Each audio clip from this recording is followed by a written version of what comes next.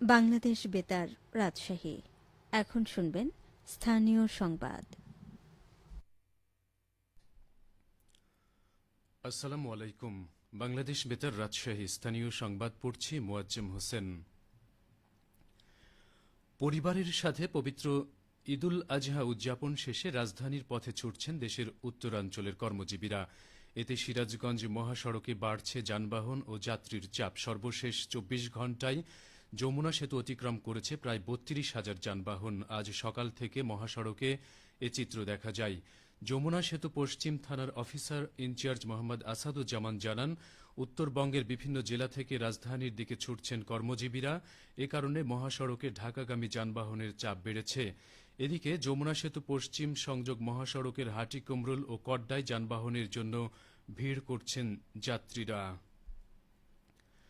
নওগাঁয় উঠানে রাজনীতির শীর্ষক উঠান বৈঠক ও রাজনৈতিক সংস্কারে জনসচেতনতামূলক লিফলেট বিতরণ কর্মসূচি বাস্তবায়ন করেছে জাতীয় নাগরিক পার্টি এনসিপি। আজ দুপুরে শহরের বোয়ালিয়া মহল্লায় উঠান বৈঠকে প্রধান অতিথি হিসেবে বক্তব্য তুলে ধরেন এনসিপির যুগ্ম আহ্বায়ক মনিরা শারমিন। এ সময় বক্তারা সাধারণ মানুষের মাঝে কর্মসূচির উদ্দেশ্য ও দেশের রাজনৈতিক সংস্কারের ইতিবাচক দিকসমূহ তুলে ধরেন। উঠান বৈঠকে সভাপতিত্ব করেন এনসিপির নওগাঁ সদর উপজেলা শাখা সংগঠক তৌফিক ইসলাম তপু, নওগাঁ জেলার এনসিপির সংগঠক ইমরুল আখিয়ার পরাগ, দেওয়ান মাহবুব আল হাসান সোহাগ ও অন্যান্যরা এতে বক্তব্য প্রদান করেন। নাটোরে ১.৫ মাস ব্যাপী চলমান শিল্প ও বাণিজ্য মেলা দর্শনার্থীর সমাগমে মুখর হয়ে উঠেছে।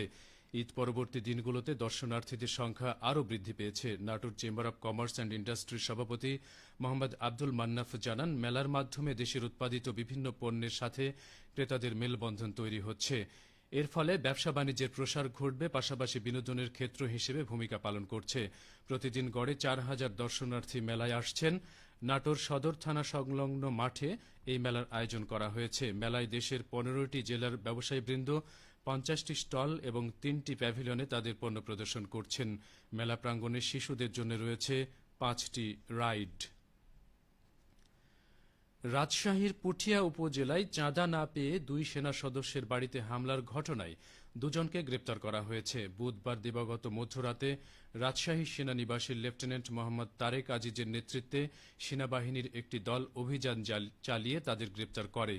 গ্রেপ্তার দুজন হলেন পুঠিয়ার ভাড়রা গ্রামের মোহাম্মদ আমসুলের ছেলে সুজন ও হাতিনাদা গ্রামের মৃত সায়েমের ছেলে শাহিন আক্তার ওরফে খোকন। তারা দুজনেই বিএনপির কর্মী। এর আগে গত সোমবার দুপুরে হাতিনাদা গ্রামে সেনা সদস্য তরিকুল ইসলাম ও মোহাম্মদ আল আমিনের বাড়িতে হামলার ঘটনা ঘটে। এ ঘটনায় থানায় মামলা করেন তরিকুলের বাবা আব্দুল হান্নান। পুঠিয়া থানার পুলিশ পরিদর্শক দুলাল হোসেন জানান, গ্রেপ্তার খোকন ও সুজনকে ভোররাতে থানায় হস্তান্তর করেছে সেনাবাহিনী। হামলার মামলায় গ্রেপ্তার দেখিয়ে দুজনকে আদালতের মাধ্যমে কারাগারে পাঠানো হয়েছে। মামলার প্রধান আসামি রফিকুল ইসলাম সহ অন্যদের গ্রেপ্তারের চেষ্টা অব্যাহত রয়েছে। প্রাণী সম্পদ বিভাগের প্রশিক্ষণ ও উন্নয়নমূলক বিভিন্ন পদক্ষেপ গ্রহণ করার ফলে নাটোরে মাংসের উৎপাদন ক্রমান্বয়ে বৃদ্ধি পেয়েছে। বর্তমানে জেলায় ৭৮,০০০ টন মাংস উদ্বৃত্ত থাকছে।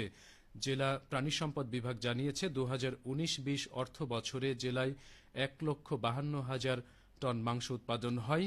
বিগত ৫ বছর ধরে ডিমের উৎপাদন ক্রমশ বেড়েছে। বর্তমানে ১,৫৯,০০০ টন মাংস উৎপাদন হচ্ছে।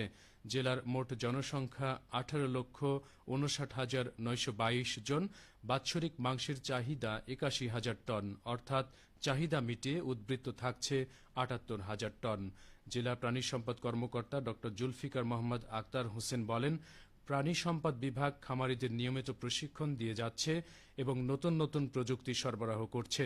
সরকারের এসব উদ্যোগের সুফল হিসেবে নাটোর মাংস উদ্বৃত্ত জেলায় পরিণত হয়েছে। নওগাঁ জেলায় চলতি মৌসুমের আউশ ধানের চাষাবাদ শুরু হয়েছে। জেলায় এবছর ৫,০০০ হেক্টর জমিতে আউশ আবাদের লক্ষ্যমাত্রা নির্ধারণ করা হয়েছে। ইতোমধ্যেই জমি প্রস্তুত করে নতুন চারা রোপণ করছেন চাষিরা। জেলা কৃষি সম্প্রসারণ অধিদপ্তর জানিয়েছে, আউশ ধানের উৎপাদন বৃদ্ধির লক্ষ্যে জেলায় ৪০,০০০ প্রান্তিক চাষির মাঝে ৩,২,০০,০০০ টাকা মূল্যের সার ও বীজ বিতরণ করা হয়েছে। ১ বিঘা জমির বিপরীতে প্রত্যেক চাষিকে ৫ কেজি বীজ, 10 কেজি ডিএপি ও 10 কেজি এমওপি সার প্রদান করা হয়েছে। নওগাঁ জেলা কৃষি সম্প্রসারণ অধিদপ্তরের উপপরিচালক কৃষিবিদ আবুল কালাম আজাদ বলেন, আউশের আবাদ বৃদ্ধি করতে প্রণোদনার পাশাপাশি কৃষি বিভাগ থেকে চাষিদের সহযোগিতা ও পরামর্শ দেওয়া হচ্ছে। সবশেষে আবহাওয়া। আজ রাজশাহীতে সর্বোচ্চ তাপমাত্রা ছিল 37.3 ডিগ্রি এবং সর্বনিম্ন 27.8 ডিগ্রি সেলসিয়াস। বিকেল 3টায় বাতাসে আপেক্ষিক আর্দ্রতার পরিমাণ ছিল 53%। রাজশাহী ও পার্শ্ববর্তী এলাকায় আজ সূর্যাস্ত সন্ধে 6:54। সংবাদ শেষ হল। আমাদের পরবর্তী স্থানীয় সংবাদ সন্ধে 6:45।